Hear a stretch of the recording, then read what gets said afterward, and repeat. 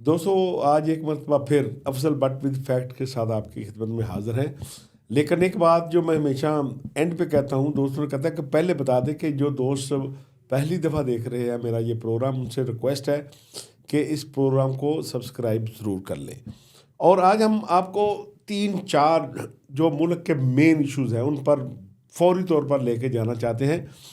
सबसे पहले तो आपको बताएंगे कि नए चीफ जस्टिस यहिया अफरीदी ने आग से खेलना शुरू कर दिया है। मुल्क में पहले भी बड़े क्राइसिस रहे, कभी कोई जुडिशरी जो है वो पार्लियामेंट के सामने खड़ी हुई, कभी हुकूमत के सामने खड़ी हुई, कभी इस्टेब्लिशमेंट के सामने खड़ी हुई। लेकिन जो काम यहिया अफरीदी ने शुरू किया है, आग से खेलना, इसे क्यों मैंने कहा है वो भी आपको जाके प्रोग्राम के एंड पे बताएंगे। इसी तरह ट्रंप की वाज़ेह जीत के बाद अब पीटीआई ने अपनी हिकमत अमली तब्दील करना शुरू कर दिया है। जो डील ढील बातचीत 26वीं आईनी तरमीम दीगर इकदाम जो नज़र आ रहे थे, अब आपने देखा होगा कि 2-3 दिन से अब पीटीआई के तेवर बदल रहे हैं। वो क्यों बदल रहे हैं, उसकी वजूहात क्या है, वो भी आपको बताएंगे। और इसी तरह आपने देखा होगा कि पूरी पीटीआई की जितनी सोशल मीडिया टीम थी, उन्होंने गंडापुर का जीना हराम किया हुआ था। कभी 4 अक्टूबर की बात होती है, कभी इमरान खान को डाज करने की बात होती है, कभी डील की बात होती है, लेकिन आखिरकार स्वाबी में उन्होंने मोर्चा सजा लिया है। और वो साबित क्या करना चाहते हैं ये भी हम आपको बताएंगे। तो आज आए सबसे पहले जो हमने बात शुरू की थी चीफ जस्टिस यहिया अफरीदी की। दोस्तों, अगर आप पाकिस्तान की अदालतों का ट्रैक रिकॉर्ड देखें तो आपको 2-3 शोबे जो हैं वो ऐसे नज़र आएंगे जहां अदालतें खड़ी होती नज़र नहीं आती। सबसे पहले तो अगर आप देखें कि टैक्स के जो केसेस होते थे, जो सरमायादारों के बड़े लोगों के टैक्स होते थे, कि जिसने अरब 2 अरब रुपये टैक्स देना होता था, वो एक अच्छा वकील करता था और अदालत में स्टे पे चला जाता था, और फिर अदालत में केस ढूंढने पे ही नज़र नहीं आता था। क्या महीने नहीं, हफ्ते नहीं, दिन नहीं, साल गुजर जाते हैं और उस केस का फैसला नहीं होता। स्टे अदालत दे चुकी होती है और जो एफबीआर जो दूसरी तरफ वकील खड़ी होती है उसको तो कोई इंटरेस्ट नहीं होता, बल्कि बाज़ का तो एफबीआर के जो अफसरान हैं वो ख़ुद मशवरा देते हैं कि भाई आपको हमने नोटिस दिया है 2 अरब का, 3 अरब का, आप इसमें से 10-20 करोड़ पे इन्वेस्टमेंट कर लो, कुछ वकीलों पे, कुछ लेफ़्ट, कोई राइट, जो अपना काम करो जाके। अदरवाइज़ कहाँ से आप 2-3 अरब रुपया जमा कराएंगे, क्योंकि ये कौमी ख़जाने में जाना है ना। अगर किसी में जेब में जाना होता तो मजाल है कोई अफसर उन्हें ये मशवरा देता। बहरहाल ये वो ऐसी स्टेट है पाकिस्तान कि जिसके ख़जाने में जो चीज़ जानी होती है वो लावारस हो जाती है वो चीज़। इसलिए ना उन केसेस को कोई पहिया लगाता था, ना उनको कोई F-16 का इंजन लगाता था, बल्कि वो साल चलते रहते थे। पहली दफ़ा चीफ जस्टिस साहब ने जो मीटिंग किया उसमें एफबीआर के नुमाइंदे बुलाए। उन्होंने कहा पाकिस्तान में आप बार बार गरीब आदमी पे टैक्स की छुरी चला रहे हैं, उसके लिए 2 वक्त की रोटी जो है वो मसला बन गया है, तनख्वाहदार आदमी से कट पे कट लगाए जा रहे हैं। तो ये जो केस आपके पास पड़े हैं खरबों रुपए के, उनकी तरफ आप आ जा ही नहीं रहे। क्योंकि ये मैं आपको यकीन से कहता हूँ अपने दोस्तों को, नाजरीन को, कि अगर सिर्फ वो रिकवरी हो जाए जिनके केस पेंडिंग हैं हाई कोर्टों में और सुप्रीम कोर्ट में, तो पाकिस्तान में कम से कम इतने पैसे आ सकते हैं कि आपको आईएमएफ से कम 5 किस्तें लेने की ज़रूरत नहीं रहेगी। हम कभी 5 अरब की किस्त लेने के लिए जाते हैं, कभी को 2 अरब कर्ज मांगने के लिए जाते हैं, कभी 1 अरब कर्ज मांगने के लिए जाते हैं। तो अब ये देखें कि ये पहला खेल है जो आग के साथ चीफ जस्टिस ने खेला है। अब आपको अचानक चीफ जस्टिस की किरदार कुशी नज़र आना शुरू होगी। انگلیاں اٹھتی نظر آئی ہوگی. اس لیے نہیں کہ انہوں نے کوئی غلط کام کیا ہے، اس لیے کہ انہوں نے ارب پتی لوگوں کو چھیڑا ہے. وہ ارب پتی لوگ جو اپنی مرضی کے جج لگواتے تھے، جو اپنی مرضی کے کیسز لگواتے تھے. تو اب اگر ان کی باری آ گئی ہے تو ہم تو عدالتوں میں دیکھتے رہے ہیں کہ ان کا لب و لہجہ کیا ہوتا ہے، اور کس طرح بڑے بڑے سیٹ جو ہیں وہ کسی جج کے رشتہ دار کو کیسے مینج کرتے تھے، کبھی رجسٹرار کو مینج کرتے تھے، کبھی ان کے اہل خانہ کو شاپنگ کراتے تھے کہ بس آپ کا کیا جاتا ہے جی، تاریخ ہی ڈالنی ہے نا جی، 6 مہینے کو اور ڈال دیں. تو 6 مہینے کی تاریخ ڈل جاتی تھی، قومی خزانے کو ٹیکہ لگ جاتا تھا، اور جو تاریخ دیتے تھے ان کے وارے نیارے ہو جاتے تھے.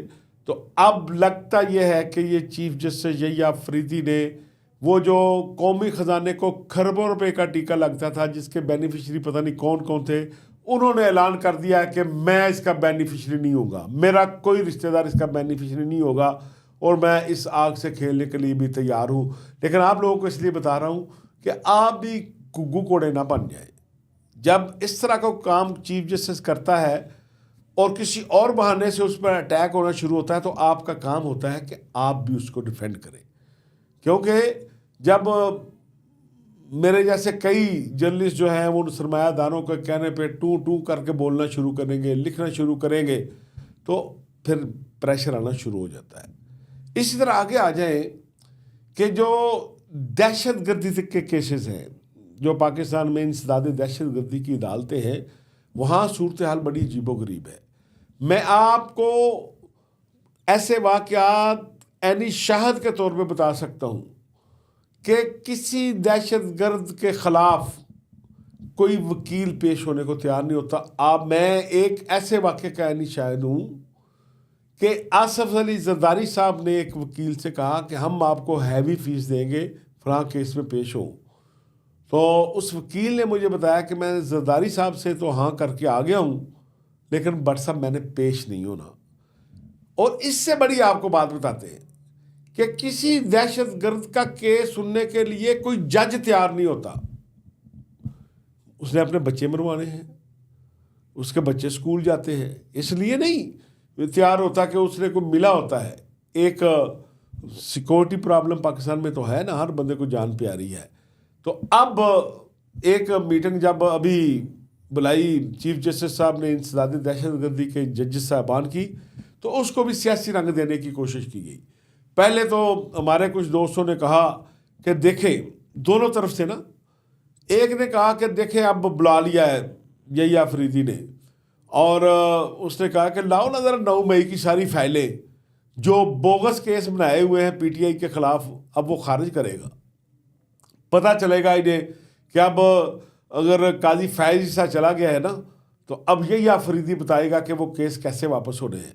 اور دوسری طرف سے یہ کہا جا رہا تھا دیکھیں اب پتہ چلے گا نا، اب انسداد دہشت گردی کی فائلیں آج منگا لی ہیں یحییٰ آفریدی نے، اب 9 مئی کے سارے کیسز جو ہے نا وہ سمجھ لیں کہ جائیں گے اسی طرح تیزی کے ساتھ.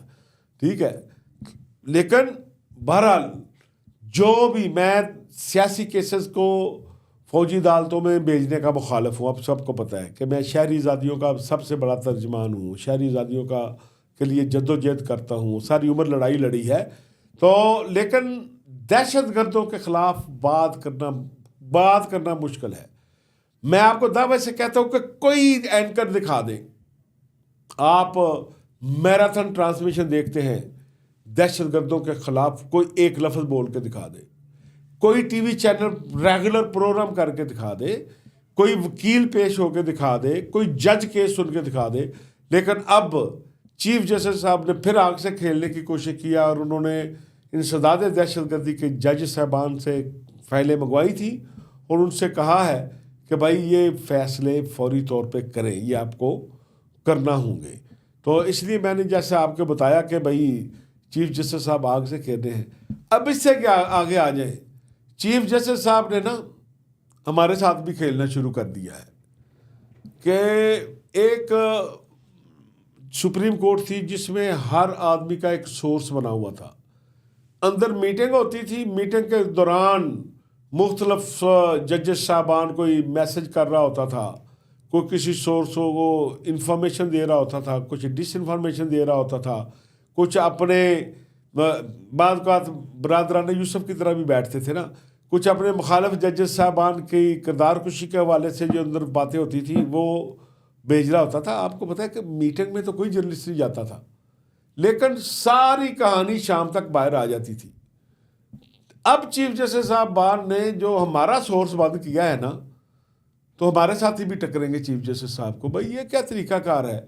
آپ اتنی میٹنگیں کر رہے ہو اور میٹنگ کی ایک پریس ریلیز آتی ہے، اس کے علاوہ کوئی بندہ جو ہے کسی کو ٹیلی فون پہ بتانے کی ضرورت نہیں کر رہا، حالانکہ وہ بھی جج صاحبان ہیں، پہلے بھی بتاتے تھے۔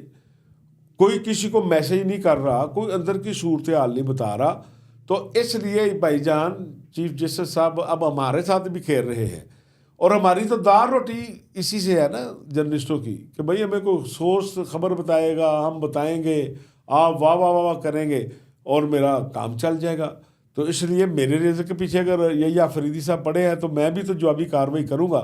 تو اس لیے جو میں نے کہا تھا کہ چیف جسٹس صاحب نے جو ہے وہ آگ سے کھیلنا شروع کر دیا، وہ مشکل فیصلے کرنے شروع کر دیے ہیں جو مشکل تھے۔ اس لیے اس طرح آپ نے دیکھا ہوگا کہ جوڈیشل کونسل کا جو اجلاس ہوا، پریس ریلیز کے علاوہ ہم سارا دن کبھی ایک سورس کا منہ تک رہے ہیں، کبھی دوسرے کا تک رہے ہیں۔ ہمارے وہ رپورٹر جو ساتویں آسمان سے خبر تلاش کر کے لے آتے تھے، زمین کی ساتویں تہہ سے لے آتے تھے، وہ بھی شام کو بس میری طرح تبصروں پہ گزارا کر رہے ہیں کہ مثلاً آج جو سب سے بڑی خبر ہے جوڈیشل کونسل کی کہ 10 ججز کے خلاف جو ہے وہ ریفرنس دائر تھے، اور یہاں آپ کو پتہ ہے کہ ہر بندے کا اپنا اینگل ہے۔ ایک جرنلسٹوں کا گروپ اور تبصرہ نگاروں کا گروپ یہ کہہ رہا تھا کہ دیکھیں جی آج پتہ چل جائے گا کہ ایک جج کے خلاف جو ہے وہ جعلی ڈگری کا کیس ہے، آج اس کو تو فارغ سمجھیں۔ دوسرا کہہ رہا تھا کہ جسٹس امین الدین کو فارغ سمجھیں گے، دیکھیں وہ اب کیسے جا کے اس آئینی بینچ میں بیٹھیں گے۔ اور اسی طرح 6 ججوں کی شکایت تھی، اب کہا جا رہا تھا اب دیکھیں آج کون کون کس چیز کو نوٹس جاتے ہیں۔ لیکن صرف ایک خبر آئی ہے کہ 10 ججز کے خلاف جو ریفرنس تھے ان پر غور کیا گیا، اور کوئی جو ہے وہ ثبوت نہ ملنے کی بنیاد پر جو ہے وہ سمجھ لیں کہ فائل کر دیے گئے، یعنی داخل دفتر کر دیے گئے ہیں، یعنی ریجیکٹ کر دیے گئے ہیں۔ اور یہ بھی فیصلہ کیا گیا کہ اب ہر مہینے جو ہے وہ جوڈیشل کونسل کی میٹنگ ہوا کرے گی۔ اس لیے اب ایک تو ہمیں خبر نہیں مل رہی، دوسرا جو لیفٹ رائٹ دونوں جرنلسٹوں کے 2 گروپ ہیں سپریم کورٹ میں، ٹھیک ہے، اب دونوں گروپوں کی کوئی خبر درست ثابت نہیں ہو رہی کہ پروگرام سے پہلے جو ایجنڈا سیٹنگ بعض کا ہوتی ہے، ہمارے دوست سمجھتے ہیں کہ ہم جو پروگرام کریں گے، اور ہوتا بھی تھا کہ چیف جسٹس صاحبان ٹکر پڑھ کر جو ہے وہ بینچ بنا دیتے تھے، چیف جسٹس صاحبان جو ہے وہ مختلف پروگرام سن کر اس کے مطابق کیس لگا دیتے تھے۔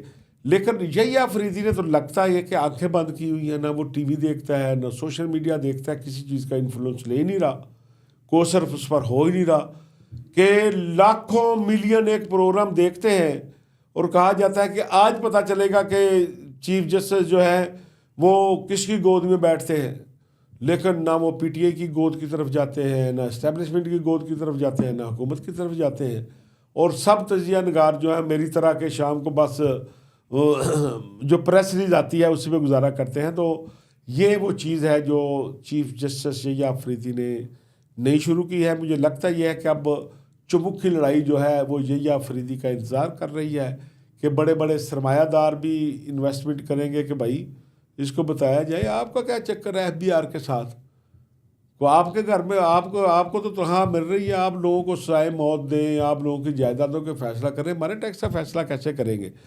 اسی طرح جو میں نے آگے بات کی تھی کہ ٹرمپ کے جیتنے کے بعد اب لب و لہجہ تبدیل ہو رہا ہے۔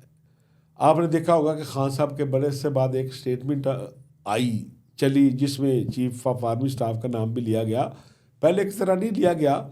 اور اسی طرح آپ نے زلمے خلیل زاد کا ایک ٹویٹ بھی دیکھا ہوگا۔ اب یہ ہے کہ اور کل جو ہے وہ گنڈا پور صاحب نے مورچہ بھی سجا رہے ہیں. وجہ کیا اس کی؟ اگر کوئی ڈیل تھی بات چیت ہو رہی تھی تو اچانک سی بی ایم بھی ہو رہے تھے, اتنا کچھ پی ٹی آئی نے دیا, لیکن جو کل خان صاحب نے کہا کہ میں نے تو دیکھا ہے کہ میرا بیان ہی نہیں چھپ رہا. میرا خیال ان کا خیال یہ تھا کہ اگر ہم نے 26ویں آئینی ترمیم میں جو ہے وہ سہولت کاری کی ہے, ہم نے جو ججز کی تعداد بڑھانے کا معاملہ تھا اس میں سہولت کاری کی ہے, تمام جگہ پہ ہم حصہ رہے ہیں, تو اس کا مجھے کیا فائدہ ہو رہا ہے؟ میرا تو کسی اخبار میں بیان بھی نہیں چھپ رہا. تو انہوں نے پھر ایک سٹیٹمنٹ جاری کی ہے, ٹرمپ کے حوالے سے بھی بات ہوئی ہے. لیکن اصل مقصد کیا ہے؟ اگر آپ نے پاکستان کے اندر کوئی اوورسیز کی حمایت حاصل کرنی ہے, میں اوورسیز پاکستانی کو بات نہیں کرتا ہوں, جو دوسرے ممالک کی حمایت حاصل کرنی ہے, بڑی طاقتوں کی حمایت حاصل کرنی ہے, تو آپ کو پتہ ہے کہ پاکستان کے متعلق وہ جو ممالک جو اسے ڈیپ سٹیٹ قرار دے چکے, جو اسے پاکستان کی فوج کو روگ آرمی قرار دے چکے ہیں, تو جسٹس افتخار چوئی سے لے کر اب تک جب ہم کسی بڑے ملک کے سفارتکار کے ساتھ بیٹھتے ہیں تو پوچھتے ہیں کہ پاکستان کے عوام کا فوج کے متعلق رد عمل کیا ہے.